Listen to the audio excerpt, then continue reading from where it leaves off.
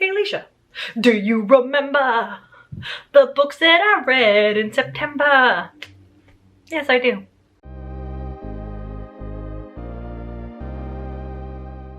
Hey pals, Alicia here. I hope you are doing well. And if you're new here, this is a place where we talk about books. Today I am here to do my September wrap up, talk about all the books that I read in the month of September. September was a pretty good reading month for me. I completed 9 books, which just feels nice. I love reading. 9 books seems like a nice amount of books to read. What am I talking about? I read 9 books. It was good. As always, I will talk about the books in the order of rating, from lowest rating to highest rating. Build some anticipation there. I've got quite a range from books that I didn't really like to books that I really liked. So let's just dive in and talk about some books. So before I get into the books that I finished, there are 2 books that I'm currently reading. I won't really talk about my thoughts on them. I will talk about these in more depth in my October wrap up, but I am really invested in these ones right now, so I might as well mention them. The first one is Exhalation by Chiang. I am reading this as a buddy read with Rachel from Let Me Into the Library, and Chiang's just a mind blower, and I am really enjoying this, and I'm really enjoying buddy reading this because there's a lot of philosophy that is explored in these stories, and having a pal to wrap your head around it is great. So I've only got a couple stories left in this one, but I will review this in greater detail in my October wrap up. And also along the lines of books that blow your mind, I am also reading Fools by Pat Cadigan. I'm reading this also as a buddy read with Bert over at Pastori Time, and I'm really happy that I'm reading this with someone else because as you can see by the tabs, this is another mind-bending, mind-blowing plot that's just kind of taking me for a trip, taking me for a ride, and I'm just at the mercy of Pat Cadigan, and I'm really enjoying it, but I would be so lost if I wasn't reading this with Bert. So we'll see where we get. I'm just over halfway and really enjoying this one as well, but again, I'll talk about this in my October wrap up. I'm reading this for my so-called book club hosted by Bert, where we read books from the 90s. Love it. First up in the list of books that I successfully completed in the month of September, we are starting with How Much of These Hills is Gold by C. Pam Zhang. This is a 2020 release that was longlisted for the Man Booker Prize. I read this for the Booker Boy Book Club hosted by Kieran over at Katie Books, and I feel like I am in the minority of people who didn't really love this. I didn't hate it. It wasn't the worst book I've ever read. I just didn't connect with it as much as I was thinking I would, or as much as I was hoping that I would. And I think that Kieran also didn't like this very much, so I know I'm not alone in that. How Much of These Hills is Gold is a historical fiction story, and I do mess with historical fiction. I do like it from time to time, but this was a historical fiction story about the gold rush in California, and we are following a family that is comprised of a Chinese immigrant, a first generation Chinese American, and then their 2 children. And this is, yeah, it's kind of setting a time and a place and a point of view that I'd never read before, so I really appreciated it for that. I just felt like the writing was really, it kept me at a distance the whole time, and this felt like this was meant to be a character-driven story. It was written like it was meant to be a character-driven story, but you actually don't learn anything about the characters at all. So I just felt like I was kept at an arm's length the whole time, and the writing kept taking me out of the experience. And yeah, so it was mostly a plot-driven story, and though things do happen in the plot that seemed like they should have been exciting, it just wasn't, and I don't know. This just wasn't for me, but I don't want to dissuade other people from reading it because I feel like this is really beloved It was longlisted for an award, so whomst am I to say that this was bad? I just didn't enjoy it. I gave this like a 2.5 stars, and better luck next time, I guess. Next up, we've got The Wavering Knife by Brian Evenson. This is a short story collection that was published in 2004, and you know what? This is my third Brian Evenson that I have read, and this was my least favorite of all of them.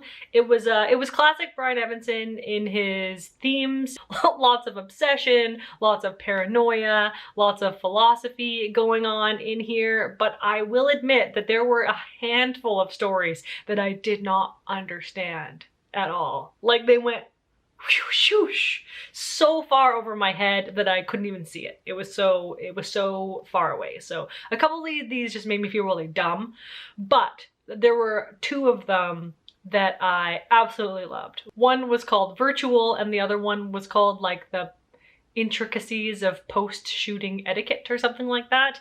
Those ones were really funny. They're very much like dark satire-esque. He definitely writes stories where you are in a room with people that you don't really want to be around, but you can't help but watch it. You're just kind of watching a disaster.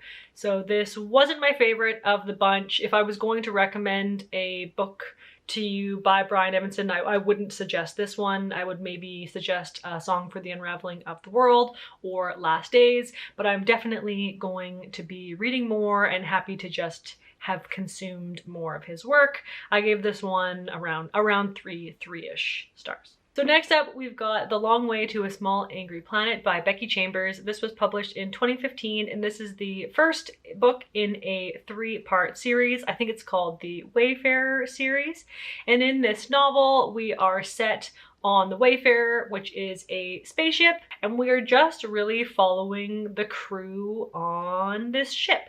This is very much a character-driven science fiction novel. Like, you just happen to be set in space, you just happen to be surrounded by these cool and interesting alien races, but it's not at all about the world or the world building. It's very much just about the relationships of these characters and the way that they interact with each other. It was very soft, it was very slow, it was very subtle. It just felt like a cozy read. Like, I could see how some people could say that this was slow, because it is. I do agree that the stakes didn't feel very high. Like, I never once while reading this felt that any characters were at great risk or in grave danger, but I also kind of appreciated that, because I felt like it was meant to be that way. Like, I just felt nice while reading it. Never once got stressed out, just had a nice little time, had a nice little hug from a nice little book that had some cool, interesting characters that you feel like you get to know a little bit in this. I gave this 3.5 stars, and I definitely will be continuing on with the series. Next up, we've got Jiyoung Born 1982 by Nam-Joo. This was originally published in South Korea in 2016 and then translated into English, I believe, in 2018, maybe even later, maybe even 2019, 2020. This is just a character novel, a contemporary novel following Kim Ji-young and following her life living in South Korea between the 1982 and the present. This novel is broken up into different sections of her life, following her childhood, her adolescence, her college years, her marriage, and then the very present. And this novel has a bunch of controversy around it. I believe it is like a banned book or like a dangerous book in South Korea. And when you read it and know that, it's very telling, because this is a feminist novel It's following your average Korean woman and the struggles and misogyny that she faces in her lifetime. Because this was meant to be demonstrative of that, I felt like it was quite torturous to read, because you're like, oh my god, again, another shitty thing, like another thing that somebody is doing. It's just like every part of her life has something just really crappy happening to her, but when you kind of realize that that's because Cho Nam-Joo is telling real stories of what real women face every day, you're kind of like, oh, well, I guess that's exactly how it would happen. And it just makes it, the commentary, that much darker. I mean, I didn't love reading this, but I also loved the messaging behind it. It's a feminist novel, and really appreciated that it exists. And I gave this 4 stars, even though it is a little bit grueling to read. That's the point. It also is full of footnotes throughout the novel, where Cho Nam-Joo pulls out actual facts to support the claims that she's making in this. So that was really cool too, how well researched this was. I do recommend. 4 stars. Next up, we've got The Bluest Eye by Toni Morrison. This was published in 1970, and this was my first introduction to Toni Morrison, and it definitely will not be my last. This was her debut novel, and this just felt so accomplished, and with such an established voice, that to learn that this was a debut is just absolutely incredible. This novel is set in the 1940s, I believe, just following the Great Depression in Ohio. And we are following one family, particularly focusing on the daughter Piccola.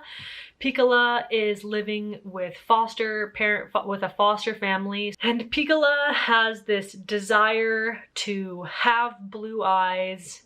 She thinks that having blue eyes will make her beautiful, and there's kind of this conversation about blue eyes being equated with whiteness, and Piccola basically wishing that she was whiter, essentially. And there's lots of conversations in this novel about colorism, around how Piccola's blackness is what makes her ugly. It's really a difficult subject to kind of sit with, because these are also children as well. So kind of the embedded racism and colorism within this Black family is really traumatic and sad and disturbing, but definitely based in reality. Anyways, we're following Piccola and this kind of storyline that she's going through, and then it's also a larger family drama about her family. So in different parts of the novel, we follow different characters. Part of it is following Piccola, part of it is following her father and her mother, and we're just getting a fleshed out picture of this family, culminating in an absolute catastrophic disaster. It is so sad, and even though it is short, it is absolutely devastating. It packs an incredible punch, and it's definitely one of those novels that I could not read all together front to back. Like, I definitely took my time with this. I'd find that I'd read 10 to 20 pages and just be absolutely exhausted by what she has put into this. It is so powerful, and I really had to sit with it for a while. And I feel like even after having read this was actually the first book that I read in September. I still kind of keep going back to it and thinking about it. Definitely had to pick up some pieces of myself after having read this, and I really loved it. Definitely won't be my last Toni Morrison. I plan on reading Beloved in October, and I can't wait. I gave this 4 stars, and I definitely recommend it if you haven't read it already. Next up, I've got Almond by Won-Pyung Sohn. This was published in South Korea in 2017 and was translated into English in 2020. I read this as a buddy read with Kat from Biblio Obscura, and I really enjoyed this. I think we both really enjoyed this novel. In this, we are following a young boy named Yoon-jae. He has a condition called alexithymia, which means that he is unable to experience emotions or also understand them. He has a really hard time understanding emotions in other people because he does not feel them himself. This novel is first person from the point of Yoon-jae, and I feel like the author really did capture in that like first person point of view how somebody with this condition might think and might react to other people. So that was really interesting. So we are following this, he's a teenager, and then something very traumatic happens to his family, and then he has to kind of navigate life on his own after that without the safety net of his family, who very much understood his condition, understood how to interact with him, and now he's kind of forced into a world full of unknowns that would scare any sort of child, any sort of teenager, except what happens when somebody is incapable of feeling those emotions. How does an experience like this affect someone like that? This is an extremely compelling novel. I found it so hard not to read it all in one sitting. It was very fast-paced, very well written. My only concern that Kat and I both shared is that I don't think that this novel is own voices, so I would be interested to learn from an own voices reviewer if the perspective of this is accurate. I'm kind of holding it a little bit at a distance for that because I'm not sure how successfully she captured this someone with alexithymia, because she is not. The author does not have it. So that's just one little question I have right there. Very interested in an own voices review.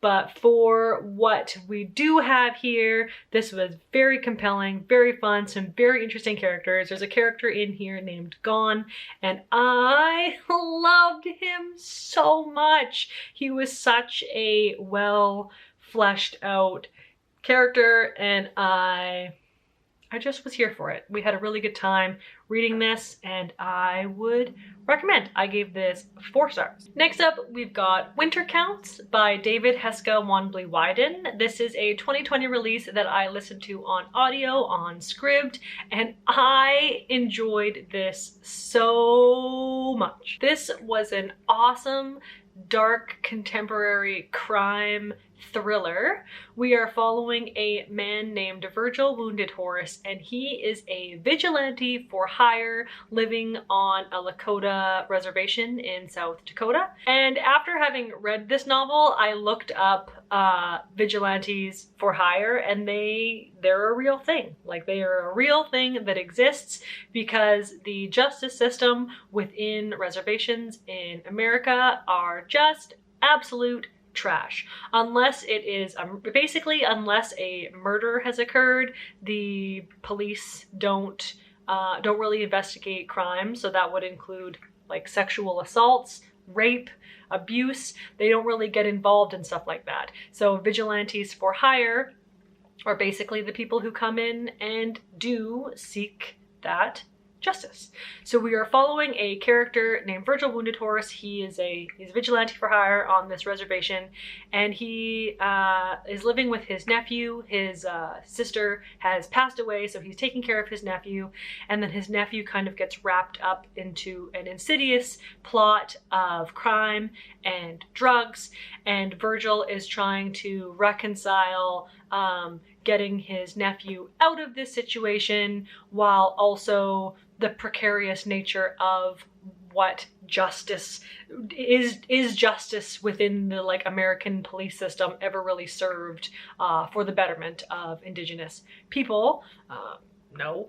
Or should Virgil, take this into his own hands. This was very dark, but it was very fast-paced, very compelling. We are following a group of characters that just felt so real and so fleshed out. I was so absorbed in the story. I was so absorbed in the subject matter. Yeah, I listened to it on audio and the narrator did an incredible job. If you are a fan of the crime thriller genre, I definitely recommend this one. I will definitely be reading more from him in the future. I just loved it, had a great time with it, definitely recommend it. I gave this 4 stars. Now we're getting into the last two. I've got 2 5-star books to share with you. First up, we've got The Only Good Indians by Stephen Graham Jones. This is a 2020 literary horror release, and I read this as a buddy read with Bert over at Pastori Time.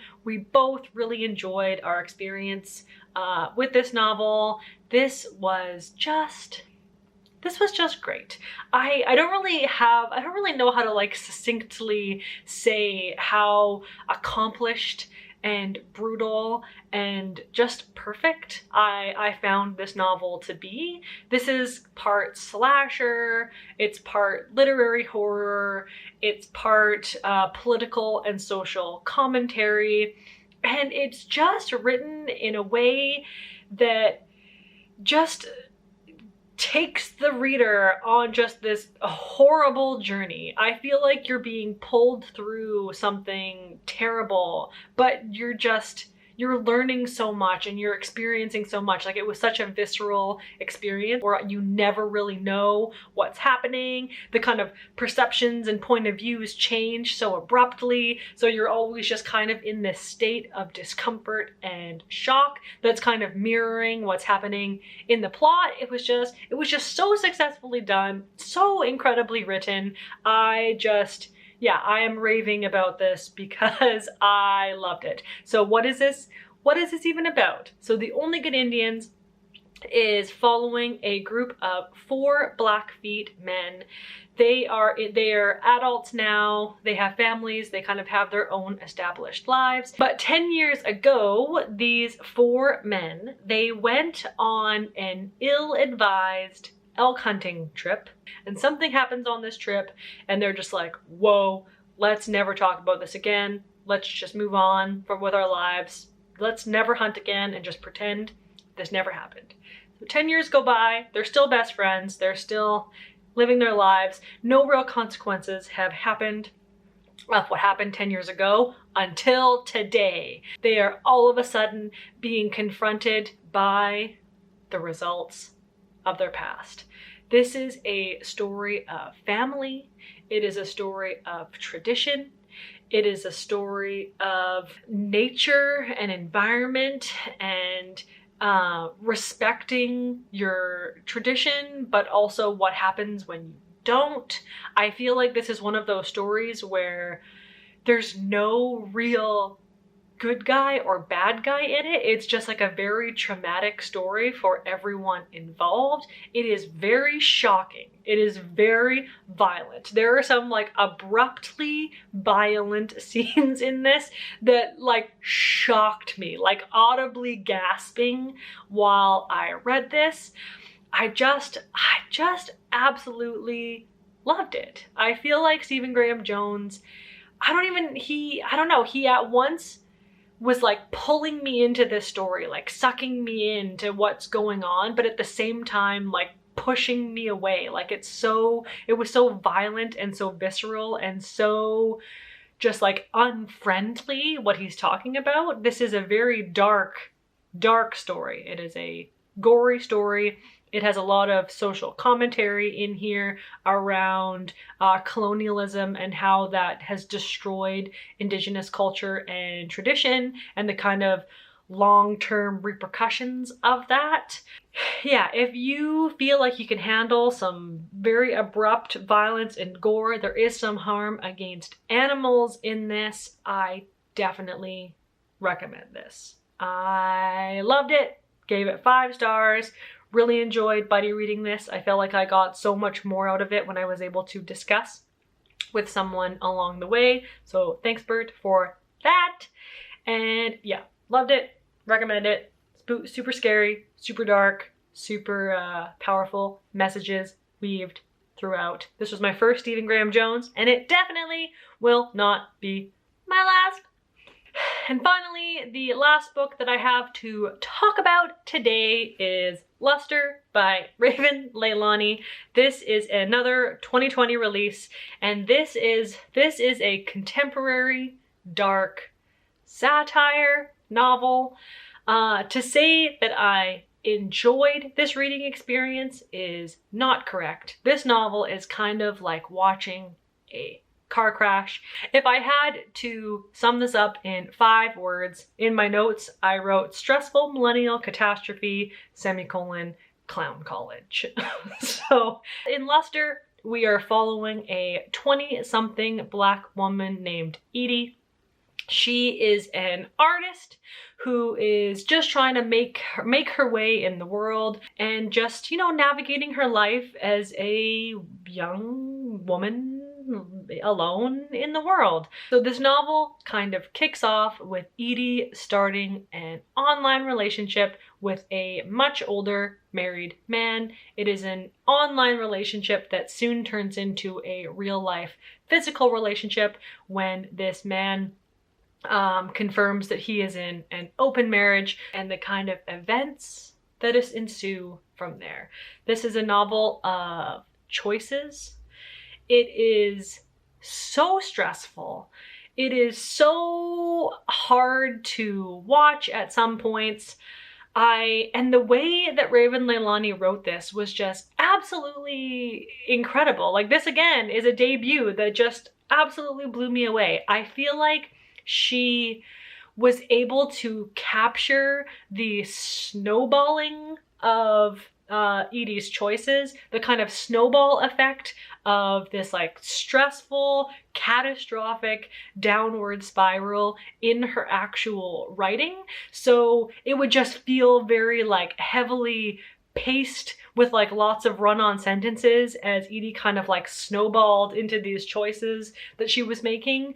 And it just felt really real. It felt really hard to watch. It had that kind of like millennial fiction vibe where Edie's very, you know, misanthropic and just trying to navigate her life as an artist, as a lover, as a human being. It also had conversations about race in here because Edie is a Black woman who is entering this marriage of 2 middle-class white folk, and then they have an adopted Black daughter, and the kind of weird racial conflicts going on in there. Yeah, I loved this. And this is, again, it's like one of those novels where you feel really like, the whole time reading it, but I just felt like it was so well done. And there's just a scene in here where Edie is just at a point where she's just made so many choices. She's just hit an absolute spiral. An absolute spiral of things have occurred, and then she unsuccessfully just applies to go to clown college. So it's just painfully self-aware, painful and ugly to read, but it just felt like a real slice. A real slice from a point of view that I absolutely was here for, and I 10 out of 10 loved this, hated this, but loved this, and will read more from Raven Leilani in the future. This is a powerhouse of a debut, and here for it. I'm here for it! So there you have it, pals. Those were the 9 books that I read in September. Let me know if you read any of these and what you thought. Let me know if you want to read any of these, and we can chat about it. Let's chat about some books. Thanks again for being here, pals. I really love hanging out with you. I really appreciate you guys being here. I do this for you. I do this for me, and I do it for you. It benefits us all. Woohoo! So until next time, take care out there, and yeah, see you, pals.